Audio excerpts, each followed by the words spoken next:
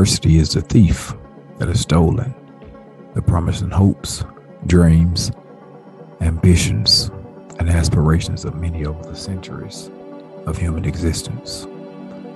And like Saul stood singularly with full boldness, accepting the applause for the casualties spread across the earth.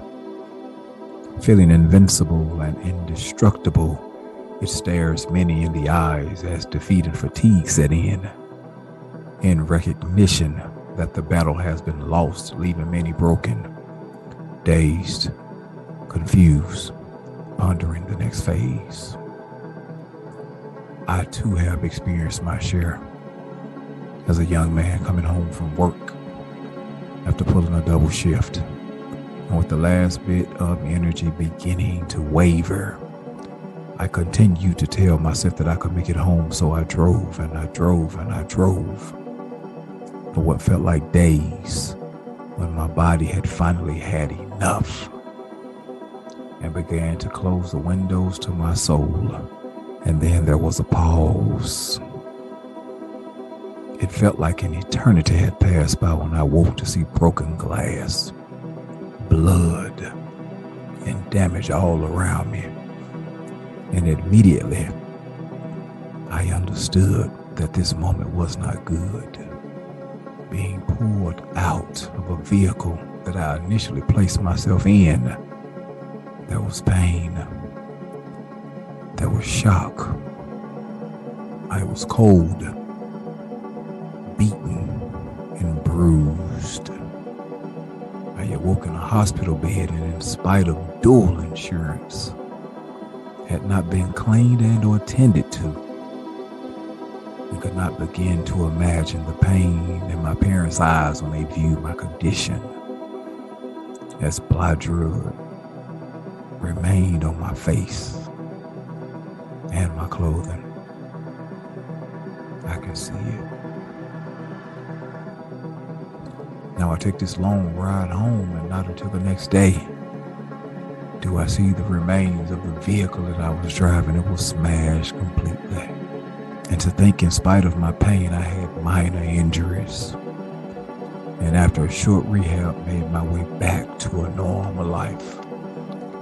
I can tell you this much. Adversity is a springboard to the next phase of your life. So that mountain that you avoid is actually the key to the promised life that you envision. Life is going to get difficult. Life is going to get hard. Life is going to get frustrated. Life is going to be fiery. Life is going to be emblazoned with passion and grief and moments of insecurity. I'm talking about life. And this current state of your existence doesn't even look like or feel like you. Some of you are dating down. Your mind is not being challenged, so growth feels like a distant memory. You've gone into hiding externally, not allowing others to see the brightness of your light. And your mind is screaming, "Let me out," while your fears are whispering, "Keep me hidden." And your fears have won thus far. As those silent tears trickle down your face at the thought of doing the same thing another day. You have those moments where you appear to spiral out of control, and that person that everyone was sure they knew does not appear to be as stable as once conceived. You're having breakdowns at work and missing the peace that used to be present at home.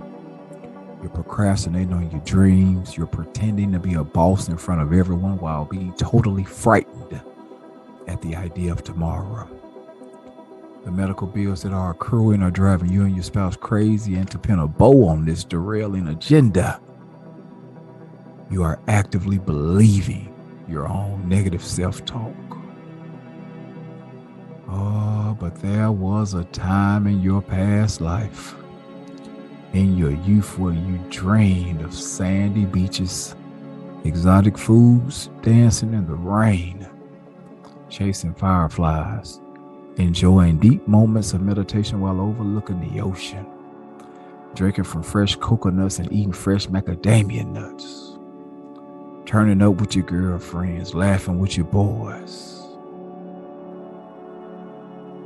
cruising in the ocean on a wonderful boat with your hair flowing in the wind with a huge smile on your face, enjoying all the time that you had with family and friends. And then you grew up. Wow. You took a job at the same plant your mom complained about, and now you travel the same path that someone else convinced you to take day after day. And this road becomes more and more exhausting because you have so much more to give. Who told you that this was all you could do? Who told you that this was all you could have? Who convinced you to give the best years of your life to a company while saving the broken part of your existence for yourself? Your kids are growing up, and sadly, they never gotten a chance to see the real you, the happy you, the energetic you, the outgoing you, the adventurous you, the fun you. And my question is simply this: is it worth it allowing adversity to defeat you? Is it worth it? Is operating in this current state enough for you? Is merely existing and never living enough for you? Is always falling short while dreaming of the things you never got a chance to do enough for you? Well, I say no. Henry Ford said, when everything seems to be going against you, remember that the airplane takes off against the wind, not with it.